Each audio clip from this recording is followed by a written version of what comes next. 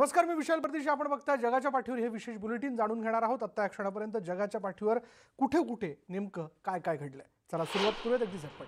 व्हेनेझुएलामध्ये वाढत जाणारं कोरोना संक्रमण पाहता डोम स्टेडियमच्या परिसरात मोठ्या प्रमाणात हॉस्पिटल बेड्सची सुविधा करण्यात आली आहे. कोरोना संक्रमणाच्या काळात पार्ट्यांचं प्रमाण थांबवून कोरोना थोपवण्यासाठी हात धुण्याचं प्रमाण वाढवण्याचं आवाहन अध्यक्ष निकोलो मदुरो यांनी केलेलं आहे. पार्किंगच्या परिसरातही बेड्सची व्यवस्था करण्यात आली आहे. आतापर्यंत व्हेनेझुएलात 164 कोरोना रुग्णांचा मृत्यू झाला आहे, तर 18,000 कोरोना संक्रमितांची नोंद झाली आहे. शुक्रवारी यात आणखी 715 नवीन रुग्णांची भर पडली.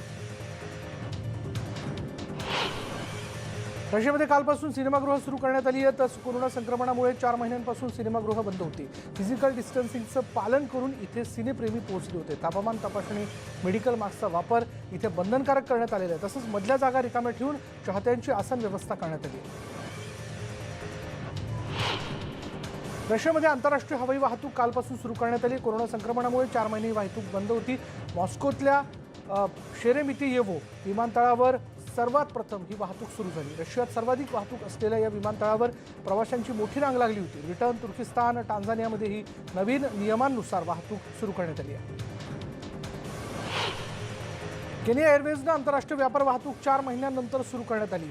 नैरोबीतल्या जोमो केनियटा आंतरराष्ट्रीय विमानतळावर यासाठी झालेल्या कार्यक्रमानंतर ब्रिटन आणि इथिओपियाकडे विमानं रवाना झाली. ही वाहतूक सुरू होणं हे केनिया आणि ब्रिटनसाठी महत्त्वाची आशादायी असल्याचं ब्रिटनचे उपायुक्तांनी म्हटलं आहे. 25 मार्चपासून ही वाहतूक बंद होती. केनियात 20,636 कोरोना संक्रमित आहेत, तर 341 कोरोना रुग्णांचा मृत्यू झाला.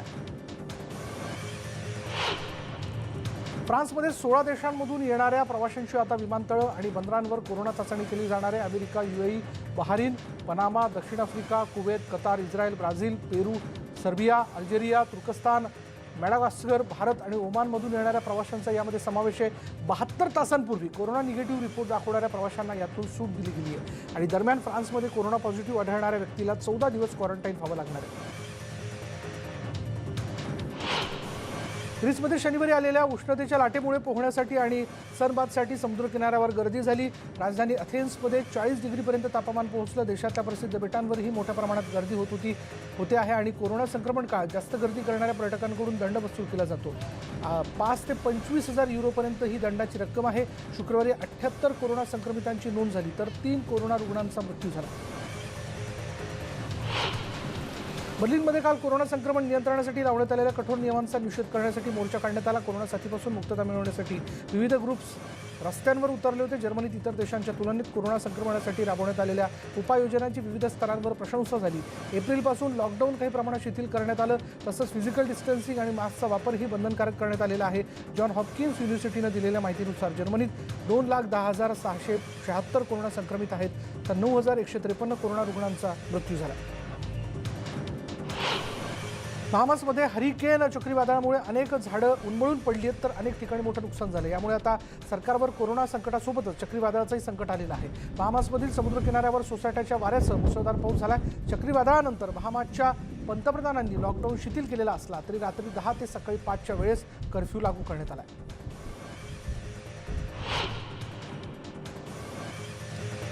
जागतिक आरोग्य संघटनेनं सौदी अरेबियाचं कौतुक केलेलं आहे. ईदच्या पार्श्वभूमीवर यंदाच्या हज यात्रेदरम्यान उपाययोजनांबद्दल सौदी अरेबियाचं कौतुक करण्यात आलं. यावर्षी यात्रेकरूंमध्ये एकही कोरोना रुग्ण आढळून आलेला नसल्याची माहिती सौदी अरेबियाच्या आरोग्य मंत्रालयानं दिली आहे. सरकारने यात्रेकरूंची वेळोवेळी चाचणी केली, तसंच यात्रेकरूंना क्वारंटाईनही ठेवण्यात आलं आणि त्यामुळे यात्रेदरम्यान कोणालाही कोरोनाचं संक्रमण झालेलं नाही. आणि त्यामुळे जागतिक आरोग्य संघटनेने सौदीच्या प्रशासनाचं कौतुक केलं. बेल्जियममधील अँटवर्पमध्ये कोरोना संक्रमितांचं प्रमाण वाढत असल्याने पर्यटकांना अँटवर्पमध्येच येण्यास मनाई करण्यात आली आहे. कोरोनाचा धोका वाढत असल्याने प्रादेशिक लॉकडाऊन शिथिल करण्याचा अद्याप कोणताही विचार नसल्याचं सांगण्यात आलं आहे. बेल्जियममध्ये कोरोनाची दुसरी लाट येण्याची प्रशासनाला चिंता वाढत असल्याने सोशल डिस्टन्सिंगचे नियम अधिक कडक करण्यात आले. तसंच शहरात रात्रीच्या वेळी कर्फ्यू लागू करण्यात आला आहे. तसंच सार्वजनिक ठिकाणी मास्क घालणं आणि एकमेकांमध्ये 1.5 मीटरचं अंतर ठेवणं बंधनकारक करण्यात आलं आहे. चीनमध्ये नव्याने 49 कोरोनाग्रस्तांची नोंद झाली. यातील 33 जण हे स्थानिक नागरिक असून 16 जण हे परदेशातून आल्याची माहिती आहे. एका दिवसात 14 जणांना रुग्णालयातून डिस्चार्ज देण्यात आला, तर कोरोना रुग्णांच्या थेट संपर्कात आलेल्या 145 जणांवर उपचार सुरू आहेत. तसंच एका दिवसात एकही मृत्यू झालेला नाही आहे. चायनीज मॅनलँडमध्ये कोरोना रुग्णांची संख्या 84,385 वर गेली आहे. चीनच्या केंद्र सरकारने त्यांच्या सहाय्यक संघाचा एक गट हाँगकाँगमध्ये पाठवला, ज्यांच्यामुळे हाँगकाँगमध्ये नागरिकांची चाचण्या करण्यासाठी मदत होणार आहे. हाँगकाँगमध्ये दर दिवसाला मोठ्या प्रमाणात रुग्णांची नोंद होते आणि त्यामुळे नागरिकांच्या मोठ्या प्रमाणात चाचण्या केल्या जातात आणि या चाचण्या करण्यासाठी आरोग्य कर्मचारी कमी पडत असल्याने अडथळे निर्माण होतात. यासाठी हाँगकाँग सरकारने केंद्र सरकारकडे मदत मागितली. चीनच्या शांघाय नगरपालिकेत डिजिटल एंटरटेनमेंट एक्सप्रो चायना जॉयचं आयोजन करण्यात आलं होतं आणि यावेळी हॅनफू नावाच्या पारंपरिक चीनी कपड्यांमध्ये मॉडेलही सहभागी झाल्या होत्या. पहिल्यांदाच एक्स्पोमध्ये चीनच्या पारंपरिक कपड्यांमधील मॉडेल बघायला मिळाल्या. तरुणींना परंपरा आणि चीनी संस्कृतीबद्दल माहिती मिळावी म्हणून यामध्ये चीनच्या पारंपरिक कपड्यांचा समावेश करण्यात आला होता. माणसाच्या शरीरातील घामामधून कोरोनाचं निदान करण्यासाठी चिलीमध्ये श्वानांना प्रशिक्षण दिलं जातं. लॅब्राडोर आणि गोल्डन रिट्रायव्हर्स प्रकारातील 4 श्वानांना प्राथमिक प्रशिक्षणासाठी निवडण्यात आले. राजधानी सॅन्टिगो इथल्या कॅराबिनोरो स्पेशलिस्ट ट्रेनिंग बेस इथे त्यांचं प्रशिक्षण सुरू आहे. जगभरात कोरोनाच्या फैलावावर नियंत्रण मिळवण्यासाठी अनेक विविध उपाय योजले जातात. संयुक्त अरब अमिरातीमध्ये भारतीयांना आता केवळ 4 महिन्यांच्या आत पासपोर्टचं नूतनीकरण करता येणार. ही प्रक्रिया ऑगस्ट महिन्याच्या सुरुवातीपासून सुरू झाली. आता दुबईतील भारतीय दूतावास UAEमध्ये राहणाऱ्या भारतीयांचे पासपोर्ट अर्ज स्वीकारू शकेल आणि त्याच दिवशी पासपोर्टवर काम सुरू केलं जाईल, अशी माहिती दुबईतील कौन्सिल जनरल डॉक्टर अमन पुरी यांनी दिली आहे.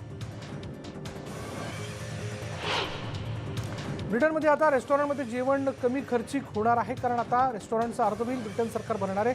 उडालेल्या अर्थव्यवस्थेला पुन्हा उसळी मारण्यासाठी, उसळी देण्यासाठी ब्रिटन सरकारने हा निर्णय घेतलेला आहे. जास्तीत जास्त लोकांनी रेस्टॉरंटमध्ये खाण्यासाठी यावं यासाठी ही योजना आखल्याचं चान्सलर ऋषी सुनक यांनी सांगितलं आणि या योजनेला 53,000हून अधिक रेस्टॉरंट कॅफेंनी समर्थन दर्शवलं आहे. पाकिस्तानमध्ये एकूण कोरोना रुग्णांचा आकडा आता 2,78,305 वरती जाऊन पोहोचला आहे, तर त्यातील 2,47,177 जण कोरोनामुक्त झाले. त्यामुळे पाकिस्तानमध्ये आता 25,177 जणच कोरोना ॲक्टिव्ह आहेत, तर आतापर्यंत 5,951 जणांचा कोरोनामुळे मृत्यू झाला. कर्नाटकमध्ये कोरोना रुग्णांचा आकडा 1,16,599 वरती जाऊन पोहोचला आहे, तर आतापर्यंत 8,941 जणांचा कोरोनामुळे मृत्यू झाला आहे. कर्नाटकमध्ये कोरोनाचे रुग्ण वाढत असल्याने पंतप्रधान जस्टिन ट्रुडो यांनी नागरिकांना नियमांचं पालन करण्याचं आवाहन केलेलं आहे, तर सरकारकडूनही अनेक उपाययोजना केल्या जात आहेत.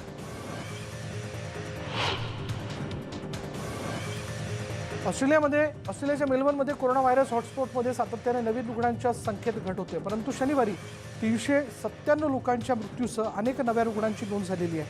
त्यामुळे इथं तपासणी अभियानाची सुरुवात करण्यात आलेली आहे. व्हिक्टोरियामध्येही कोरोनाचा धोका वाढताना दिसतोय. कोरोना प्रतिबंधात्मक लस बनवण्याकरता अमेरिका आता 15,735 करोड खर्च करणार आहे. अमेरिका सरकारनं यासंबंधीची घोषणा केली. लवकरच कोरोना प्रतिबंधात्मक लस येईल असं इथल्या तज्ज्ञांनी म्हटलं.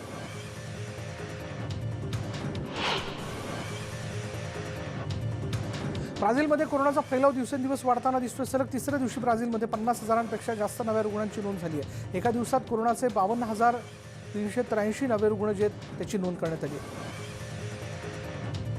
ब्राझीलमध्ये कोरोनाचा धोका वाढतोय. 92,000च्या वर नागरिकांचा कोरोनामुळे मृत्यू झालेला आहे. दरम्यान ब्राझीलच्या आणखी एका मंत्र्यांना कोरोनाची लागण झाली आहे. मंत्री वॉग्नर यांना कोरोनाची लागण झाली आहे. जर्मनीमध्ये कोरोनाचा प्रादुर्भाव रोखण्यासाठी कडक उपाययोजना केल्या जात आहेत. जर्मनीमध्ये येणाऱ्या नागरिकांची 72 तासांच्या आत कोरोना चाचणी करण्याच्या सूचना आरोग्य मंत्रालयानं दिल्यात. या चाचण्या मोफत करण्यात येणार असल्याचं इथल्या अधिकाऱ्यांनी सांगितलं. जगभरात कोरोनाचं संकट वाढतंय. कोरोनामुळे अनेक देशांनी लॉकडाऊनचा मार्ग स्वीकारला. कोरोनाचं संकट असल्यामुळे इराकमध्ये होणाऱ्या निवडणुका पुढे ढकलण्यात आल्यात. इराकमध्ये निवडणुका 1 वर्ष पुढे ढकलण्यात आल्यात. कोरोना व्हायरसच्या प्रकरणात स्थानिक पातळीवर वाढ होत असल्यानं ब्रिटनमधले विरोधी पक्षनेते सर कीर स्टार यांनी सांगितलेलं आहे आणि त्यामुळे उत्तर इंग्लंडच्या काही भागात निर्बंध पुन्हा लावण्याची मागणी UK सरकारकडे करण्यात येते. पुढच्या वेळी सरकार त्यांच्या चुकांपासून शिकेल असा विश्वासही त्यांनी व्यक्त केला. पेरूमधील अंदाजे 56 पत्रकारांचा कोरोना व्हायरसमुळे मृत्यू झाल्याचा दावा झिम्बाब्वेमधील लिमा इथे असोसिएशन ऑफ जर्नलिस्टच्या प्रमुखांनी केला. संघटनेचे प्रमुख रिकार्डो ब्रुस म्हणालेत की ही संख्या जास्त असू शकेल. आणखी 18 पत्रकारांचा मृत्यू झाला आहे, पण तो कोरोनामुळे झाला किंवा नाही हे अद्याप स्पष्ट झालेलं नाही आहे. बुग्रस यांनी या माध्यम उद्योगातील पत्रकारांना संरक्षण उपकरणं पुरवली नाहीत अशा शब्दात टीका केली आहे. अर्जेंटिनामध्ये कोरोनाचा धोका वाढताना दिसतोय. कोरोनाचा प्रादुर्भाव रोखण्यासाठी इथलं लॉकडाऊन वाढवण्यात येत आहे. 16 ऑगस्टपर्यंत अर्जेंटिनामध्ये लॉकडाऊन वाढवण्यात आलं.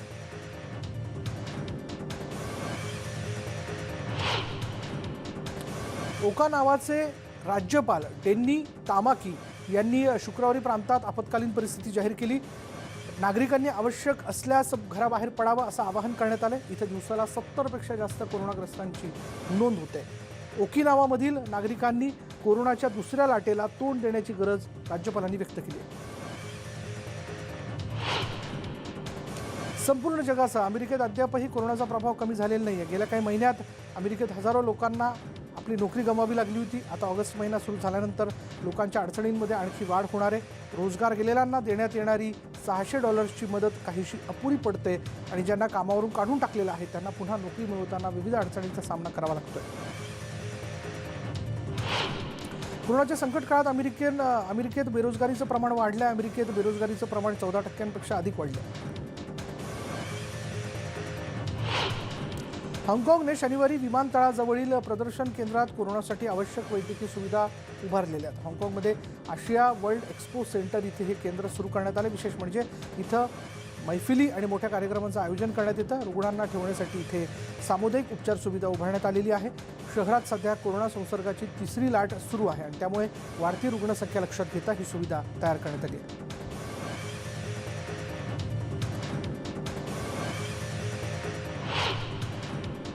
स्थानिक राज्यपालांच्या अटकेनंतर रशियाच्या पूर्वेकडील खबारोव्स्क शहरात सलगपणे चौथ्या आठवड्यात शनिवारी निदर्शनं होत आहेत आणि 2000च्या दशकात अनेक खुनांमध्ये सामील असल्याच्या आरोपाखाली राज्यपाल सुर्गे फुर्गल यांना अटक केल्याचं समजतं. स्थानिक लोक मोठ्या प्रमाणात त्यांना पाहण्यासाठी जमले होते.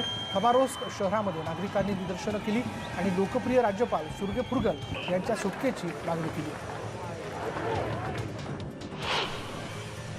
पंतप्रधान बेंजामिन नेतन्याहू यांनी राजीनामा द्यावा या मागणीसाठी नेतन्याहू यांच्या निवासस्थानाबाहेर अनेक हजारो निदर्शक एकत्र आले होते. गेल्या महिनाभरापासून शेकडो आंदोलक बेंजामिन यांच्या विरोधात आंदोलन करताना दिसतात. यावेळी आंदोलकांनी झेंडे फडकावले आणि जोरदार घोषणाबाजी केली.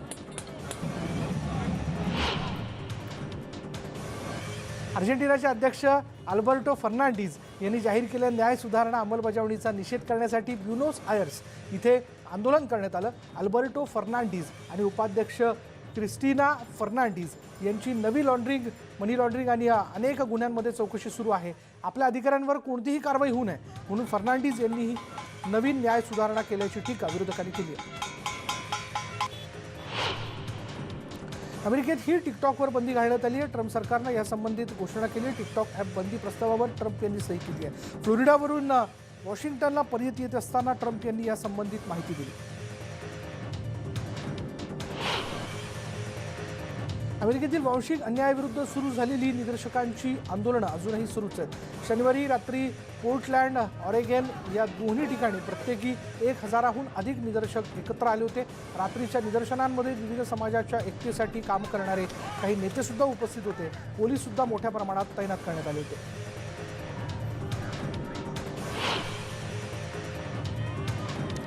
मेक्सिकोमध्ये गर्भपात संबंधात नवा कायदा करण्यात आला. दरम्यान मेक्सिकोमध्ये गर्भपाताच्या समर्थनार्थ महिलांनी मोर्चा काढला. यावेळी आंदोलक महिलांना पोलिसांनी रोखण्याचा प्रयत्न केला. फ्लोरिडाला प्रस्थान करण्यापूर्वी अमेरिकेचे राष्ट्राध्यक्ष डोनाल्ड ट्रम्प यांनी पत्रकारांशी संवाद साधला. यावेळी ट्रम्प यांनी विविध प्रशासकीय निर्णयांबद्दल प्रश्नांना उत्तरं दिली. DSEA न स्वीकारण्याच्या आपल्या निर्णयावर आपण ठाम असल्याचं ट्रम्प यांनी यावेळी पत्रकारांना सांगितलं. अमेरिकेनं मानवाधिकाराचं उल्लंघन केल्याचा आरोप चीनवर करण्यात आला. चीनमधील 2 अधिकाऱ्यांवर कारवाई करण्याची मागणी करण्यात आली आहे. चीनच्या विरोधात अमेरिकेनं हे आरोप केल्यानं चीन आणि अमेरिकेतील संबंध अधिक ताणले गेले. डोनाल्ड ट्रम्प यांनी रूस सरकारवर पुन्हा निशाणा साधला आहे. रूसच्या सरकारवर धोका दिल्याचा आरोप ट्रम्प यांनी केला आहे. रूस अफगाणिस्तानमध्ये अमेरिकेच्या सैनिकांना मारत असल्याचा आरोप त्यांनी केला. अमेरिकन सैनिकांना मारण्याकरता रूसनं तालिबानमध्ये बक्षीस लावल्याचा आरोपही करण्यात आला. हाँगकाँगमधल्या निवडणुका तहकूब करण्याच्या चीनच्या निर्णयाबद्दल ट्रम्प प्रशासनाने नापसंती दर्शवली आहे, असं व्हाईट हाऊसचे प्रवक्ते सचिव कायले मॅकेनी यांनी सांगितलं.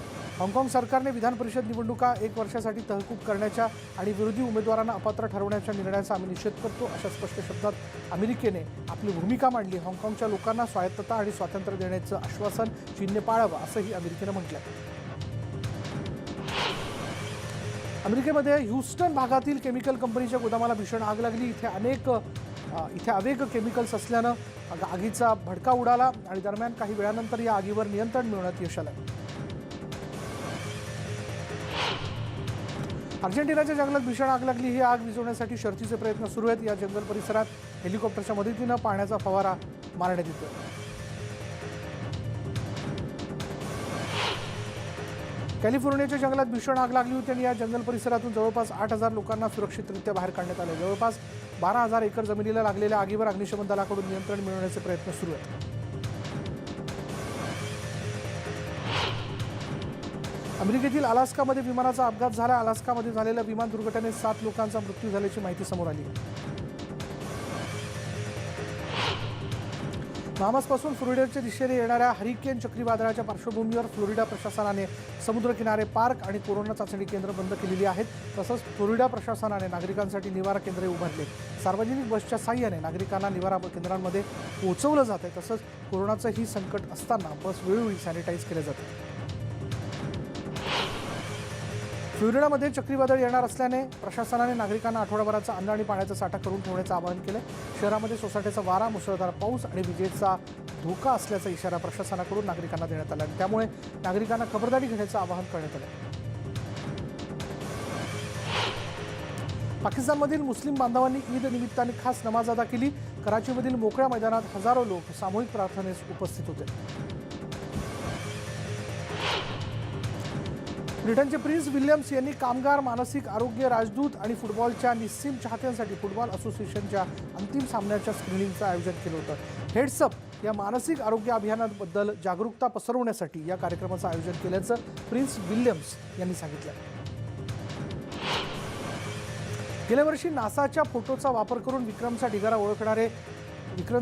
ओळखणारे चेन्नईचे इंजिनियर षण्मुग सुब्रमण्यम यांनी इस्रोला एक ईमेल पाठवून प्रज्ञान रोवर काही मीटर पुढे सरकल्याचा दावा केला. भारतीय अवकाश संस्था इस्रोला पाठवलेल्या ईमेलमध्ये षण्मुग सुब्रमण्यम यांनी नासाने मे महिन्यात जारी केलेल्या फोटोंवरून प्रज्ञान काही मीटर पुढे आल्याचे संकेत मिळाले असल्याचा दावा केला. इस्रोचे प्रमुख के सिवन यांनी यावर प्रतिक्रिया दिली. आम्हाला याबाबत अजून नासाकडून कोणतीही माहिती मिळालेली नाहीये, पण ज्या व्यक्तीने विक्रमचा ढिगारा ओळखला होता त्याने आम्हाला याबाबत ईमेल केला आहे. आमचे तज्ज्ञ त्यावर अभ्यास करतायत, पण आताच याबाबत काहीही सांगता येणार नाही, असं के सिवन यांनी एका वृत्तपत्राशी बोलताना म्हटलं.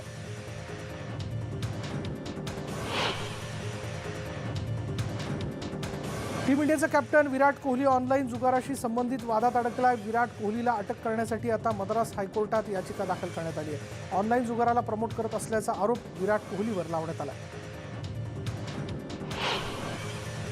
IPLच्या 13व्या हंगामाच्या आयोजनाचा मार्ग मोकळा झाला असला तरी अद्याप केंद्र सरकारने स्पर्धेच्या आयोजनासाठी परवानगी दिलेली नाही आणि त्या व्यतिरिक्त स्पर्धेशी निगडीत अनेक प्रश्न अद्याप अनुत्तरित असल्याने रविवारी होणाऱ्या IPLच्या प्रशासकीय समितीच्या बैठकीकडे सर्व क्रीडाप्रेमींचं लक्ष लागलं.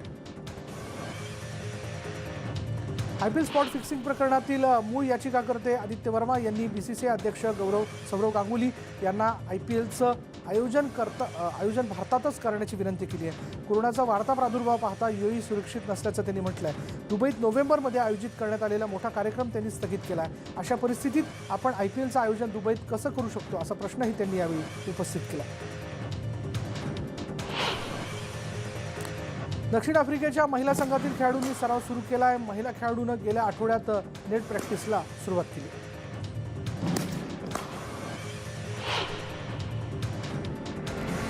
कोरोना काळात इटलीतल्या 2 मुलींनी वेळ घालवण्यासाठी घराच्या टेरेसवर जाऊन चक्क टेनिस खेळला. 2 वेगवेगळ्या टेरेसवरून या मुली टेनिस खेळत होत्या. 13 वर्षीय व्हिक्टोरिया आणि 11 वर्षीय कॅरोला यांचा हा भन्नाट प्रयोग सोशल मीडियावर चांगलाच व्हायरल झाला. दरम्यान दिग्गज टेनिसपटू रॉजर फेडररने या दोन्ही मुलींना काही दिवसांपूर्वी एक सरप्राईज गिफ्ट दिलं. त्यानं या मुलींची इटलीत भेट घेतली.